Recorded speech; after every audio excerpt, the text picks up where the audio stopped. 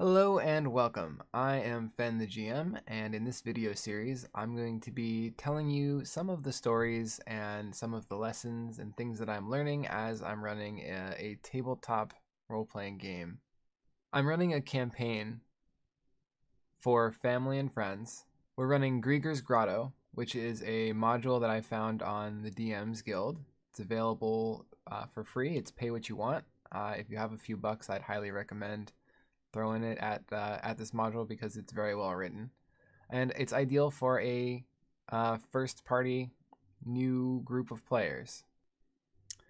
The players right now are Cal, or Spencer, my brother, Clicks, or Jordan, another one of my brothers, and then my friends Bravilian and Hungry Squid.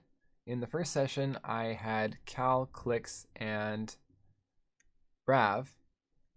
Bravilian, playing a fighter, a rogue, and a paladin, respectively. Hungry Squid is a wizard, and he couldn't make the first session, but he'll be joining us later on.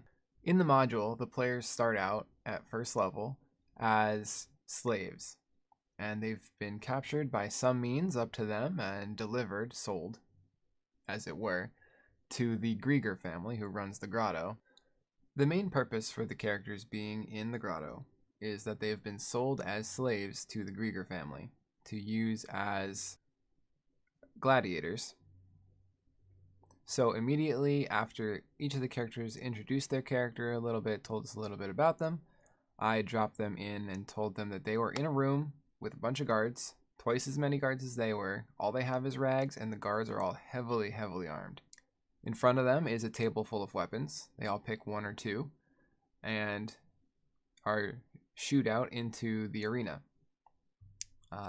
They have a crowd above them. The Gladwin Greger, the head of the Greger family, is, pontificating. He's being, one of those shoutcaster we'd call them today. Probably not the title for them then. But he's riling up the crowd, and as the players come in, he calls them new blood, and issues a challenge and brings forward their competitors, which are the newest of the new blood, the people who had won a fight previously. So they fight. It's a fairly easy fight. I had thought that it was going to go a little harder, and I had kind of scaled it back a little bit, and I probably would have been fine just to leave it, even with a player down. But it served as a good tutorial. In fact, Cal ended up calling it that just because it was so simple, and it just kind of introduced them to the idea of roll the d20, add your modifiers, roll your dice, roll your damage, rinse and repeat. Try not to die, especially at first level. Probably one of the things that made it so easy was the fact that Brav has a really good handle on the rules, even though he hasn't necessarily played before. I think he is doing a lot like me, where I'm getting very into the rules and building the world and making sure that I know all of the little details. And I think Brav is doing the same thing with his character and with the game in general as well. So he had a really good handle on using the breath weapon that his Dragonborn has. So he was using that to pretty good effect. He, I think, thought that I was going to be crueler than I was. Immediately after the fight, before anything else happened, he sort of stopped, raised his hand. I don't know. We were playing digitally, so I don't know if he actually did that. But he said, "I want to use lay on hands, all 5 charges, heal myself." So I was like, okay. Which I think is a testament to me and the games that I have run for them before, where I am not usually so kind. Let's put it that way. They managed to win the fight easily, show off for the crowd a little bit, and make their way back, relinquish their weapons, or they're told to relinquish their weapons. Jordan, or Clicks, playing the rogue, actually managed to smuggle a dagger out of the arena. And then Bromdeer, who is Cal's character, was being very stubborn, a very stubborn dwarf, so it makes sense. He basically just held on to the mace and didn't listen to the guards telling him to let it go. He was basically just holding it like this, pointed directly at the ground, not attacking, not doing anything. And I think I think he was just going into the trope of, I want to be a stubborn dwarf. But it kind of felt in a moment like he was challenging them, or at least Bromdeer was challenging them. So I had one of the guards just roll a damage attack with a heavy gauntlet, and ended up doing like 6 damage to him, which at level 1 was like half of his health. So coming out of the fight, most of the damage was actually sustained after the fight. But at that point, Bromdeer drops the mace, and they all are escorted out. They're dropped off, basically shoved into the caverns, and the doors locked behind them.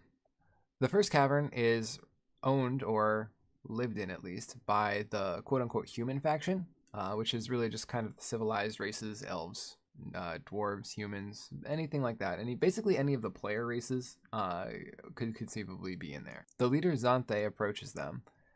She tells them a little bit about the caves. They ask her some questions. They don't get anything too crazy, just basically she ends up telling them most of how the caverns work, so I don't really need to push them to explore it later on. In the module, there are 4 caverns. One is the one that they're in, the human cavern. There's also a goblin, hobgoblin, and orc cavern. And each one is operated by its own faction, its own creatures, and it is just goblins, hobgoblins, orcs. They each have a leader who has a personality, and they only met in yesterday's session.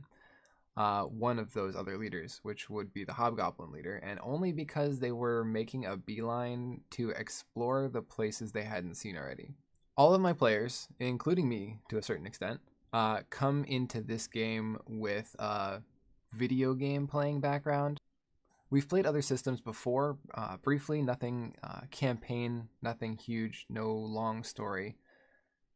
But for the most part, they are coming into these games with ideas of how video games they've played have run and have progressed. And in video games, it's always either go and talk to this person for this information, or go explore and find the thing that you need to get out of here.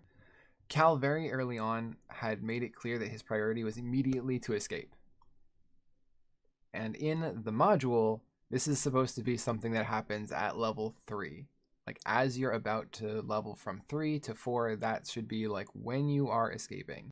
And so as he was talking about this, I was trying to decide how much it would be appropriate to indicate this to him as a player.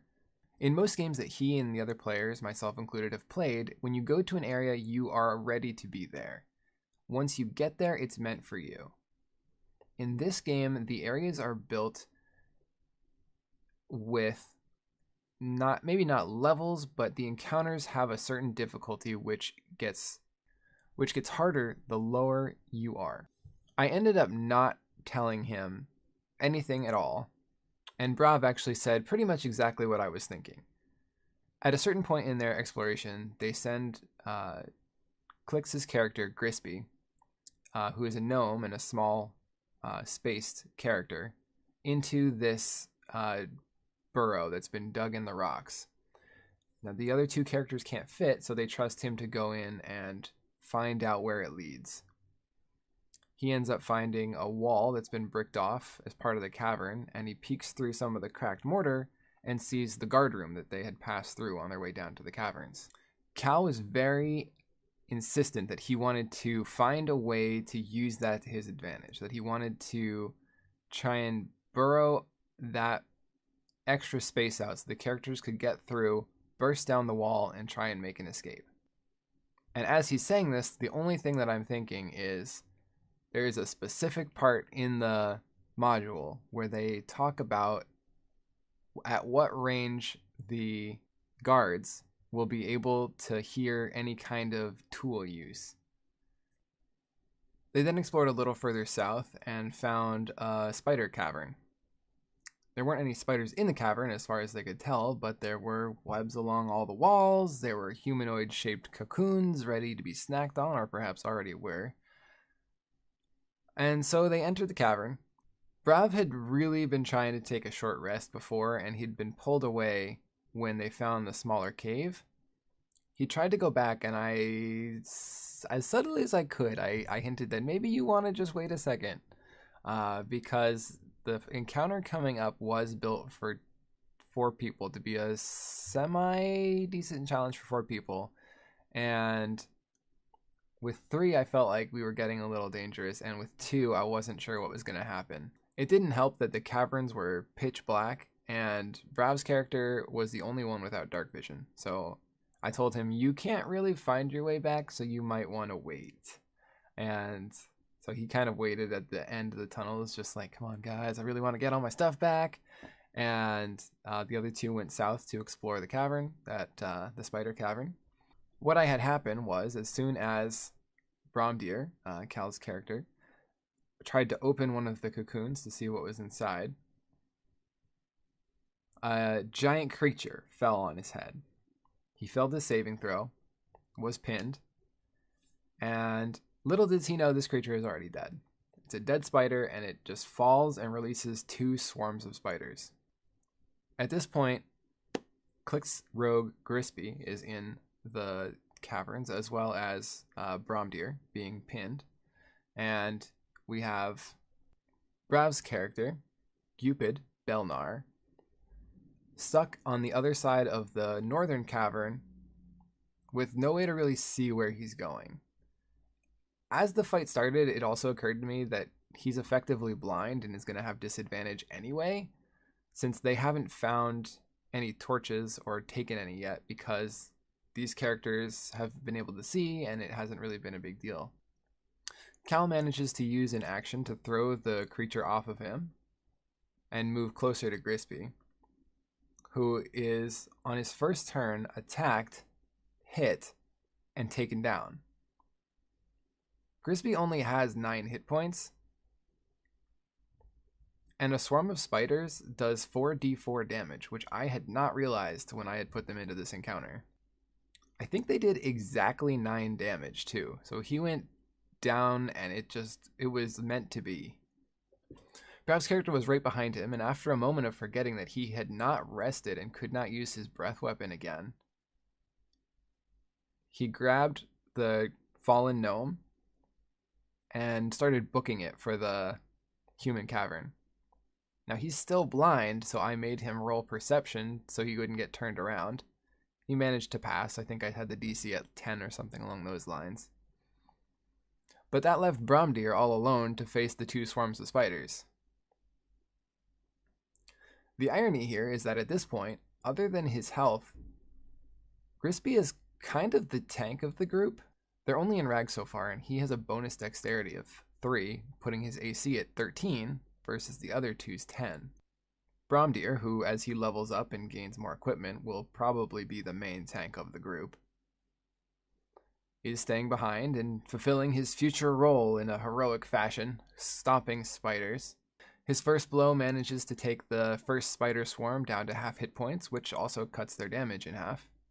And after an exchange of missed attacks and damage on Bromdeer and the death of one of the spider swarms, Bromdeer decides it's probably best to leave. He gets in one last attack and then follows the other 2 characters back to the human caves, where they have Xanthe heal them. Brav, being a dragonborn of great honor, decides that he's going back, and he takes the torch and starts off. Cal is right behind him. He wants the glory of it. And Grispy follows along more just in case he needs to save anyone, I think. They come back and they make short work of the remaining swarm, with now 3 people willing and able to attack it, and clear the encounter.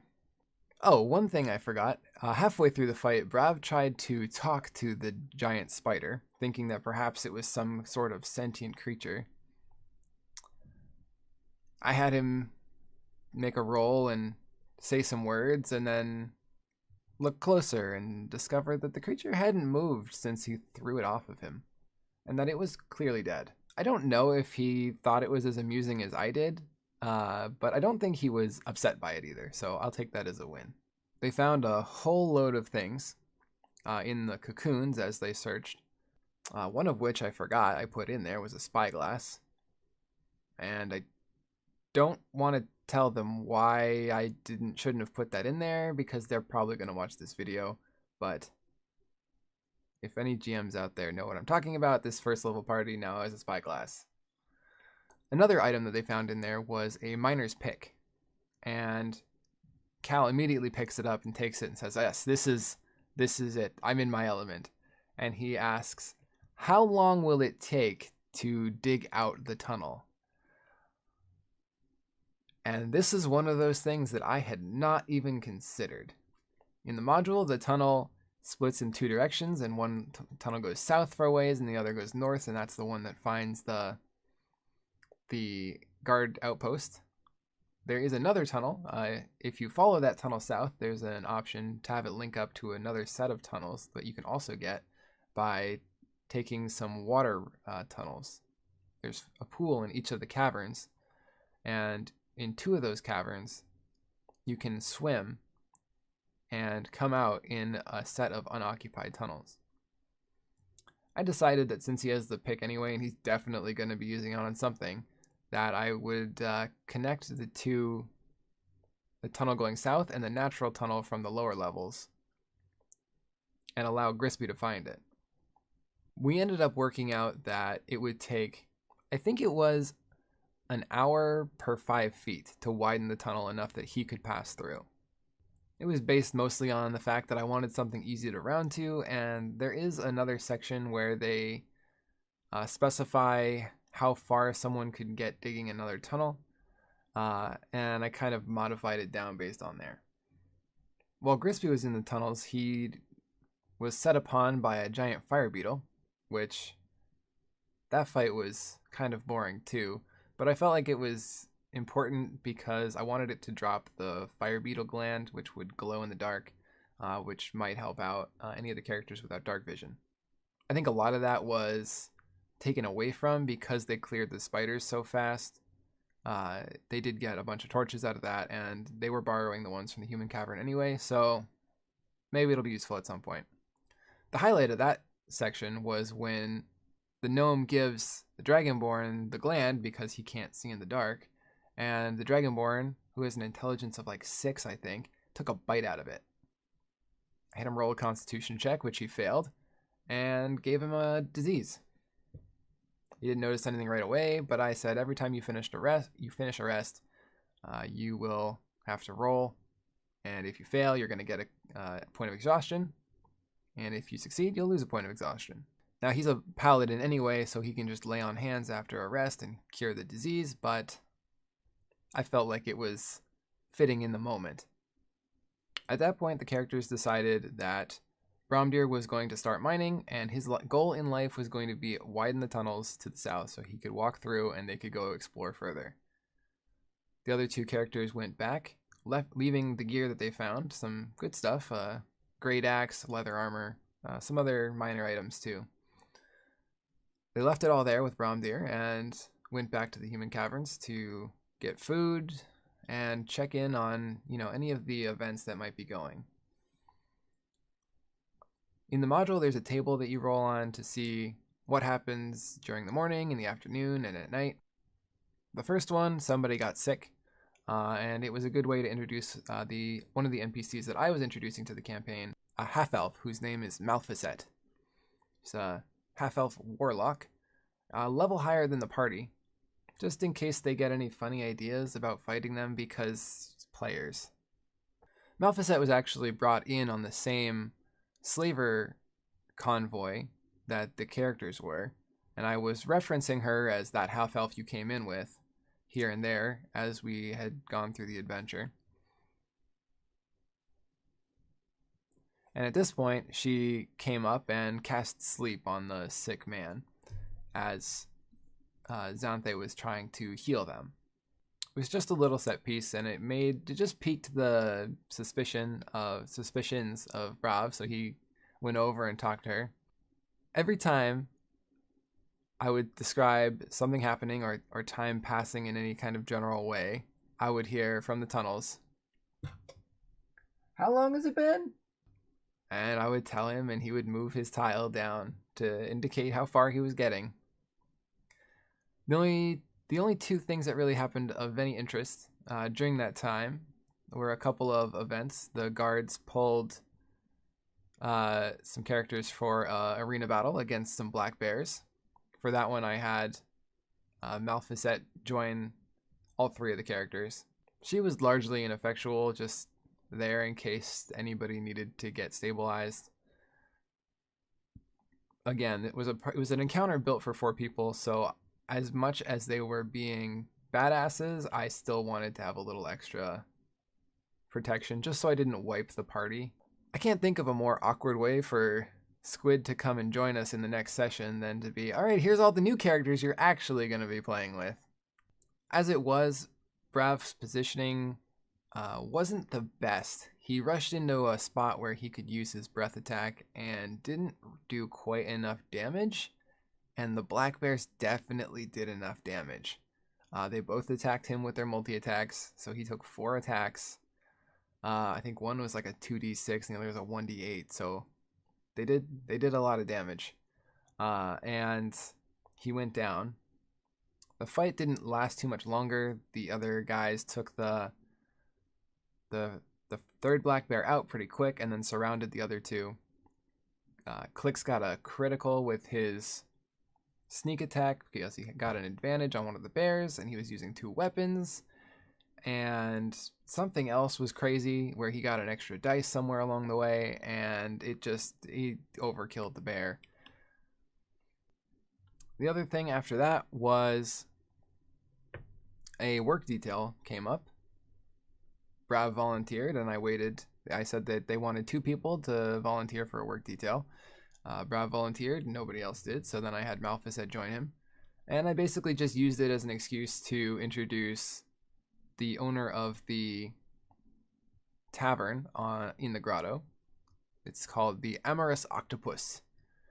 And it's run by Gertrude Greger, which is the daughter of the head of the family. I played her as kind, and she is a kind character. It's going to be interesting to see what the characters do as they meet more characters. I feel like it's going to be interesting to see what the characters do as they meet more NPCs. So far, I feel like they've used them almost as quest hubs and haven't really bothered to talk to anybody. I may have to try and encourage that in the next session by having random NPCs that don't necessarily have a name come up and talk to them. I feel like that's something that I'm going to need to improve on as we go forward, because the named NPCs that I have prepared, I have a very specific idea of who they are and how they act, and I take a second every time that they meet to just be like, hang on, I have this here somewhere. So I feel like getting a couple of characters who are a little more spontaneous, Jeff the common dude who's survived a couple of arena battles, maybe a couple of goblins who will have some kind of a name. Because they didn't talk to anyone besides Xanthe, besides the warlock, besides the hobgoblin leader, who they had to because he came up to them and challenged them. So I'd be interested to see them exploring the goblin caverns, trying to talk to them a little bit, maybe the orc caverns, although Bromdir is not a fan of orcs. Other than introducing Gertrude, though, the only other thing of interest, I tried to use it as an excuse to show off kind of who Malphasette is. And she is like a thief, a trickster. She stole from one of the patrons while she was up there, she picked their pocket, took some money, and I rolled very poorly, and so I decided that she is super obvious about it and was gonna get caught unless Brab did something. And I thought maybe he'd like shove her or fall on her or like throw something at her. But he decided that the whole point of them being there was to clean up. Some patron had gotten a little too in his cups and had thrown up, and he was cleaning it up. And he decided the best thing he could do would be to trip in it, fall right on his ass into the vomit. And he's got a really high charisma, so I just told him that you can roll performance and see how it goes, and he rolled really well. So she stole the money. He had vomit on his pants, and at that point, an alarm bell sounded, and so they were rushed back into the caverns. As they're waiting to kind of figure out what was going on, Cupid talks to Malphasette and says, "I want half," which from the chaotic good paladin, I wasn't sure it was exactly right, but I appreciated it. And I had Malphasette roll a sleight of hand, and she handed over 4 coppers, and that was definitely not all she had in that pouch. I'm not sure exactly how much money she has in that pouch, but it is a lot more than 4 coppers. But Cupid is an idiot, so he didn't realize. Rav knew. Rav knew exactly what was going on. After their conversation finishes, I say, a little time passes, and again I hear, "How long has it been?" So I tell him it's how long it's been, and he moves his little incremental spaces, and they hear just the pounding of feet. And they have guards come in. The guard captain comes in. Drusus Skullskewer, say that 10 times fast, leads this contingent of armed guards. I think I said there were like 8 or 10 guards coming in behind him. They all march in. They march through the human cavern and into the goblin cavern. Everybody kind of follows, see what's going on. Drusus throws down a head. He says some stuff in goblin. The goblin says some stuff in goblin. None of the characters know what they're saying. Drusus tells them, asks them, "Is this one of yours?" And he throws the goblin head on the ground. And the leader of the goblins, Gistalek, says he looked taller the last time I saw him, which I thought was very funny, and I was very upset that none of the players knew goblin. So I rubbed it in their face and said, "Everybody laughs, even the guards." Drusus does not laugh. Drusus orders the death of 2 of the goblins, and it's basically a show of force to say, if you escape, your faction's going to suffer. And it's meant to be a deterrent on any of the characters just booking it on the first chance they get. So if Grispy leaves, which I'm pretty sure he's more than capable of at this point in time, he could probably get out right now. The other 2 would not fare so well. They would get left behind, they'd get caught, and they would be killed. And that's what that was meant to telegraph. So I'm hoping that none of the characters do that, because there was a specific point where I was like, the guards know who you are friends with, who your faction is. Like, they're not going to make you fight each other. And that carries over to if you try and escape, they know who your friends are, they know who your faction is, they know who to punish. Cal has been mining this whole time, by the way. Like, he has an arrangement where Grispy will come back and grab him if there's any kind of guards coming, if there's any fight coming up. But other than that, he's mining. And I told him that he can mine for 2 hours. And after that, he needs to rest. Otherwise, he's going to take a point of exhaustion. And so he worked it out, all the math in his head. He's like, how far is it? How much time do I need to spend? And so he worked it out with breaks and everything. I said, you can take 2 hours, and you have to take a half hour off, and then you can take 2 more hours and a half hour off. And he hasn't even come back for meals. He worked it out. He can spend something like 5 or 6 days without food because of his constitution modifier. I probably should penalize him more for water, but at least 2 of the people that they know can just cast create water, so it didn't really feel like it was that necessary. But after a certain amount of time, he makes it through. I say, you've made it. Here's some XP for you. And they have unlocked the new section of Cavern, which took, longer than any of the other choices might have, but it also means that, they're going off into some caves and staying there, versus going down into a pool and swimming to the bottom of a pool that, as far as anybody else knows, just kind of ends. And if they don't come up, that would be weird. And they might have people coming after them. So all in all, it kind of worked out for them. I've had them roll a couple of perception checks as that was going on a couple of times. Brav's character would be standing guard while there was some mining going on, and I had him roll some perception checks, which he has failed. And somebody knows that they're doing something, but they are not exactly sure what's going on or if anybody knows anything at all.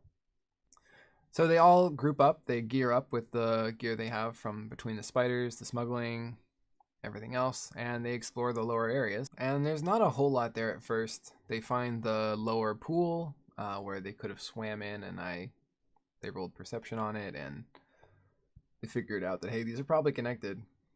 They also found an ocean pool, which is not stagnant water like the other ones are, but actually salt water. There's fish inside it. And so they're pretty sure that they have a way out there. And then they found the interesting thing, which was they found a makeshift morgue where there were 3 dwarven bodies. And they found some gems in there. And I don't think they realize how much those are worth. But that basically tripled. Yeah, probably about tripled the amount of gold that they had on them at this point. At least. I think it was like 75 gold worth of gems, so. And then they moved on and they found a dwarven ghost. And I think they were all ready for combat. Like, oh, here we go. Fenn's gonna come and get us this time. And I instead had the dwarf yell at them, "Ah, you lazy bastards, you get back to work," because obviously the dwarf needs to be vaguely Scottish Irish. And so the dwarf of the group, Bromdeer, says, "Oh, yes, sir, of course. Where is that again?" And he, says some, "Oh, you scurvy dogs," or something, because now they're pirates. And so they go, "Okay, yep, you got it." And the ghost floats off. And they are like, "Okay, well." They explore the tunnel a little bit. Ironically, Bromdeer does not succeed in his check of the mined out tunnel. But Grispy does. The little gnome gets a really good roll, actually, and figures out pretty much everything about it. That it's really dangerous because there's a coal seam, and that you can get coal, that there's gold on the ground, but it's actually fool's gold. And that, I think the most important part, that if you are digging in it, there is a very high chance that some kind of noxious gas will emerge and potentially kill you, which the players correctly guessed is how the miners died in the first place. And he also found out that if he's digging, he specifically can find uncut jet gemstones in the coal seam. But I don't think he's going to be the one digging because he's like 39 pounds and 3'3", and you've got this 200-pound 5-something dwarf, so probably going to be him. When he was digging out the first tunnel, Brav's character tried to help, and he was like, "No, I got this. I'm a dwarf. This is my element." At that point, I had the characters level up, and we basically called it a day. I talked a little bit about what the plans were for the next session, which will be in a couple weeks at this point. It's my birthday next week, so we're probably not going to meet up. I hope you enjoyed this campaign diary. If you want to see more, subscribe to the channel. If you have any questions, there's a comments section down below. I'd love to hear from you. I'm also on Twitter at FennTheGM, and I have a Discord, which is linked somewhere here. I haven't set up the page properly yet, so you can find it linked somewhere on this page. Eventually, we're going to get into weekly videos. One of them will be this. Probably on an off week, we'll have some more tip-based video. And eventually, I'm going to be writing up my own modules. I want to get a job working at Wizards of the Coast, so I want to have a nice portfolio under my belt. And part of making sure that I do that consistently is having this channel. If you have any tips for me, reach out to me wherever you'd like. Twitter is probably the best way. The Discord is always fun. I like to check that. I like to talk with people. And if you want to hang out and play games, that's a good place to talk to me too. Thanks for watching, and happy gaming. This is the one. Yeah. Hungry Squid is a wizard, and he couldn't make the first session, but yeah. It's for the enjoyment of the pirates, smugglers, and other illicit people who...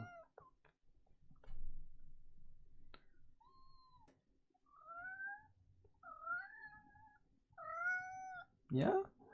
What about it? So, you can definitely look forward to more. If you have any tips for me,